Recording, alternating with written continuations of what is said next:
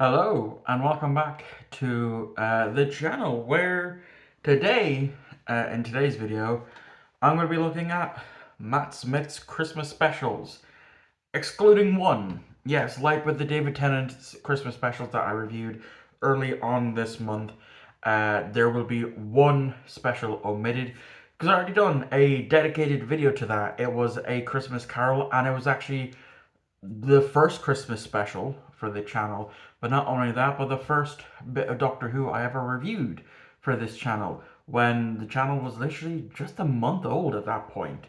So yeah, if you want to go check out what I thought of A Christmas Carol back when I used to script videos and back when the quality of the video was actually, that bit shittier, it should be the first video in the Doctor Who reviews and more playlist. So, with that being said, that means in this video I'm going to be covering the Doctor, the Widow, and the Wardrobe, the Snowman, and of course his final episode, The Time of the Doctor. So, let's get started with the Doctor, the Widow, and the Wardrobe. Now, this one, like the Snowman, which I'll cover in a second, is a first time watch since it aired back in 2012. The reason why I haven't rewatched this episode since it aired is because it is that shit. Yes, when I sat down to actually watch it, um, I was bored. I was literally bored. I was barely paying attention to the story. It was that terrible. Like, it sucks that this was such a terrible episode because A Christmas Carol was such a fantastic and phenomenal Christmas special. They took it was Doctor Who's own take on A Christmas Carol, and then because it's Moffat, he decided to pull another bit of fairy taleness out of his arse and went with the line "The Witch and the Wardrobe," which I've never seen. I've seen one of the movies, but I haven't seen the original, and I'm pretty sure that original one is not a Christmas special. But they kind of, it's not one to one like A Christmas Carol is. It's its own story, but uses a similar naming theme. So yeah, none of the characters are likable. The two children that are introduced, they're not been told that their father is dead, and I put that in air quotes because of some bullshittery towards the end of the story. And the mother is, she doesn't want to tell the kids that their dad is dead because then for forevermore they'll look back at Christmas Eve slash Christmas Day being the time that their father died. Now I keep putting that in air quotes, and I'll get to that now in a second. And basically, the Doctor has the surprise of that he's going to bring them to this planet of trees, which I have nothing against. It's not the first time that trees have been aliens in the show. I mean, the season one, episode two, had the Doctor kind of flirting with one of the Forest of Chi, I believe was the name, and yeah, and basically it was just this company that's going to use acid rain to harvest the trees for wood because they're a good source for burning.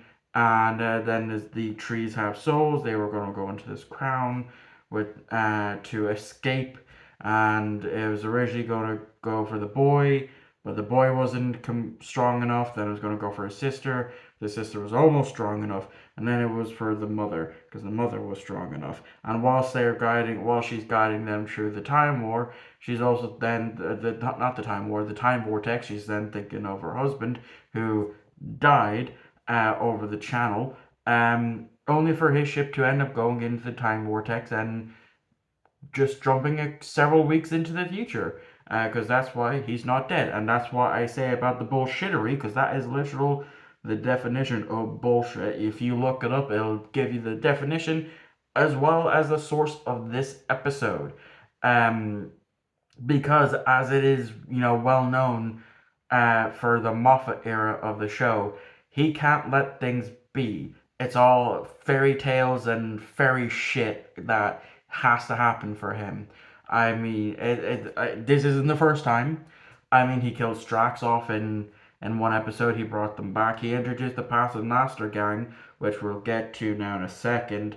and which they suck. I'm sorry. I know they have fans out there, but they are the most annoying trio out there.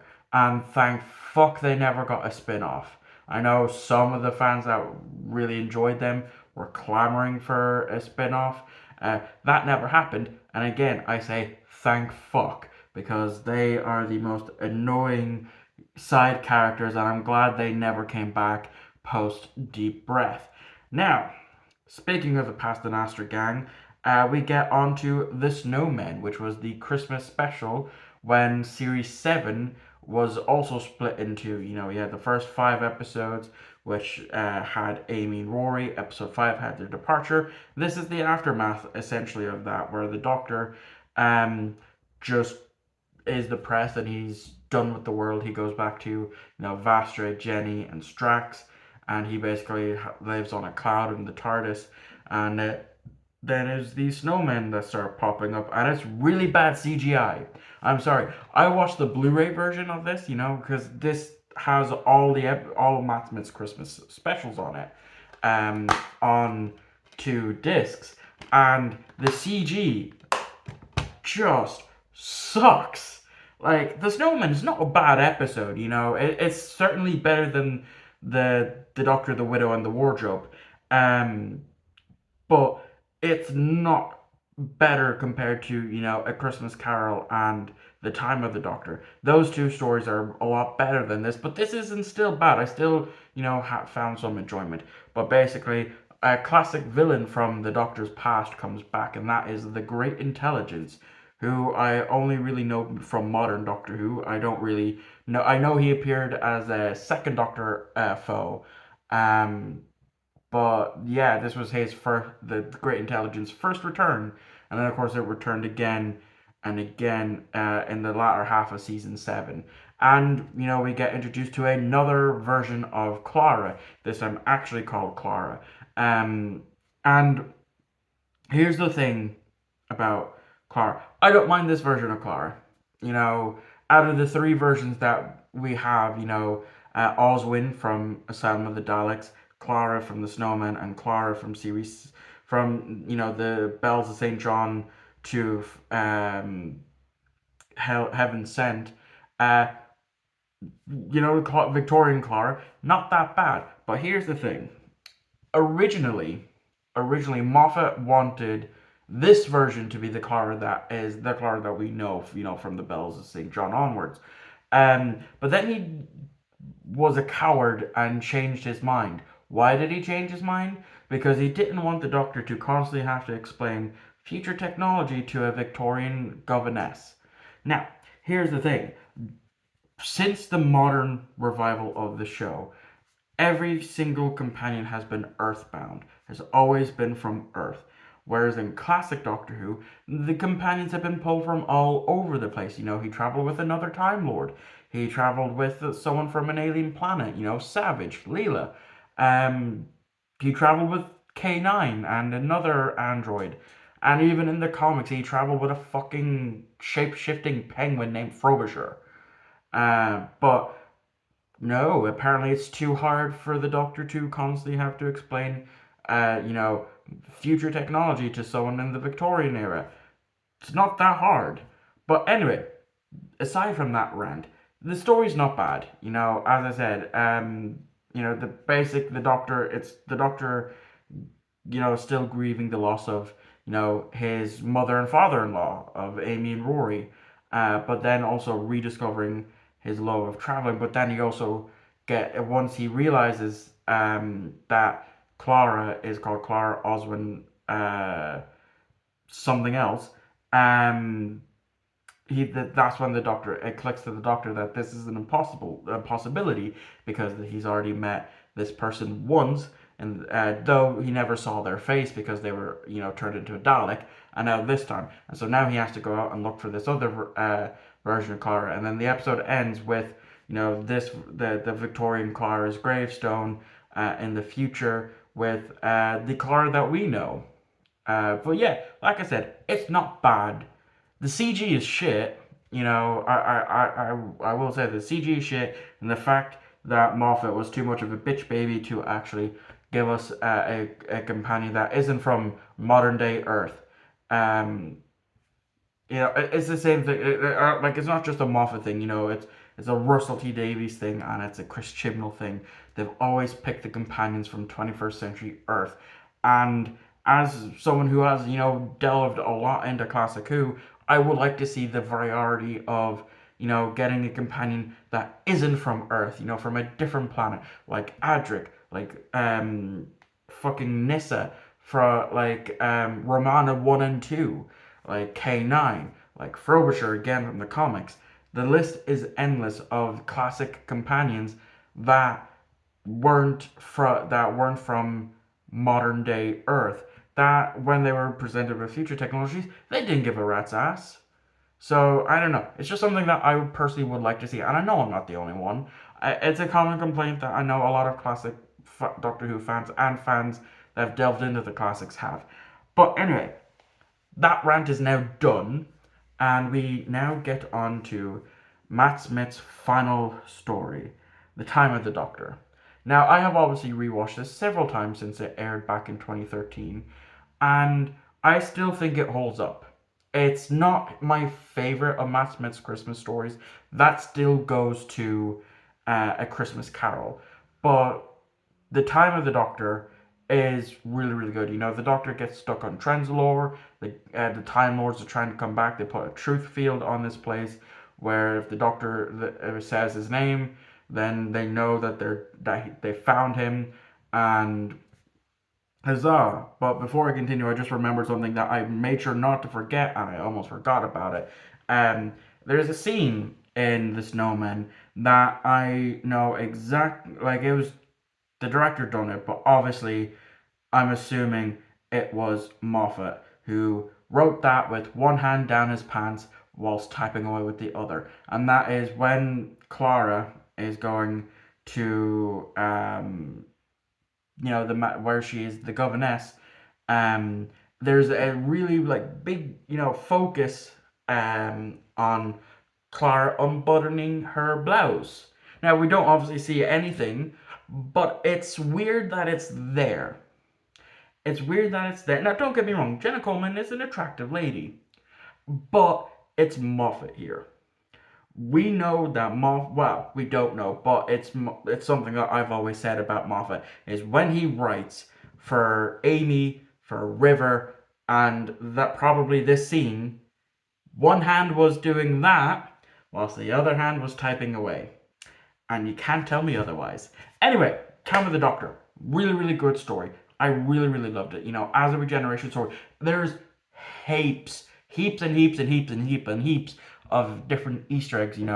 It's not just one villain; it's multiple. We get kind of an answer to why the Madame Convaria from series 6. It turns out she is a splinter from the papal mainframe to prevent the Doctor from getting to Trenzalore. Um, we also, it's not just like I said, it's not just those bog standard Cybermen and Daleks. They do show up, but it's also, we get name references to Sladine and other species. We see the Suntarans, we see the Weeping Angels, and in the drawings there's a whole bunch of other different alien species. The kids' drawings. We see a Pyrovale as well, from the Pompeii episode, and there's so much more that I've forgotten about that, is there. Um, and because the Doctor does get stuck on Trenzalore for 300 plus years. Um, but one thing I didn't realize was Tasha Len, the leader of the Church of the Papal Mainframe. As I was just looking up the people who were in this episode, she would later go on to play Lars in Star Trek Picard seasons 1 to 3. Even though in season 3 she was only in it for like less than 5 minutes. That's neither here nor there. I just didn't recognize her. Especially with the Irish accent. Lars had the Irish accent in Star Trek Picard, but not in this.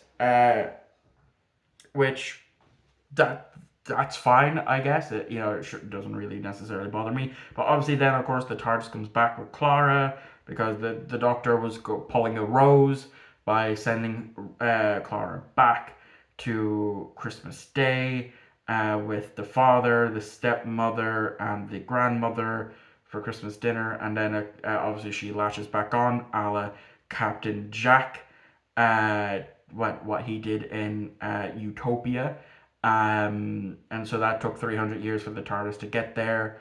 At that time, the Doctor started to grow old-ish because, he's the last regeneration at that point. Obviously there's the whole timeless child thing, but I'm not going to get into it because it's too much of a headache. I still believe that, despite the Doctor having unlimited regenerations, the Time Lords did and can put a cap on how many times a person can regenerate. So I still think that the current Doctor, David Tennant, going into Ncuti. Obviously, the 60th anniversary has happened, but not for me as of recording this. I should have mentioned that. Not nearly 16 minutes into this video. But yeah, it's a really good episode, and it's a good regeneration episode. Not the best out of the regeneration episodes. I do love the big, like, massive explosion regeneration taking out the Daleks. You know, um, but my only gripe is the fact that all that served was just to de-age the Doctor back to Matt Smith, and then have him just do a quick one and done into Capaldi. And I remember watching this on Christmas Day and that happening, and my mother saying, "Is that it?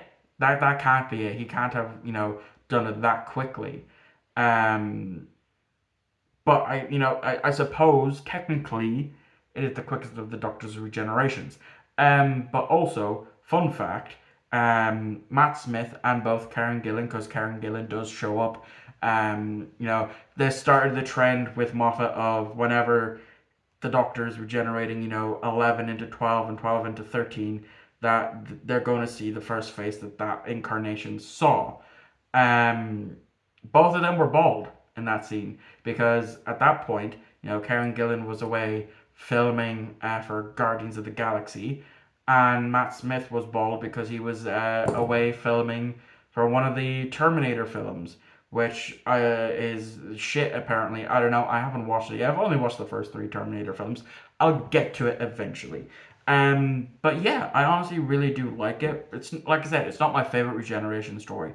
Um, I don't know what would be because I haven't seen all the regeneration stories. I've seen the vast majority of them. I still need to watch um, the War Games, Planet of the Spiders, um, ending of Trial of a Time Lord. That's the beginning of the Seven Doctors run.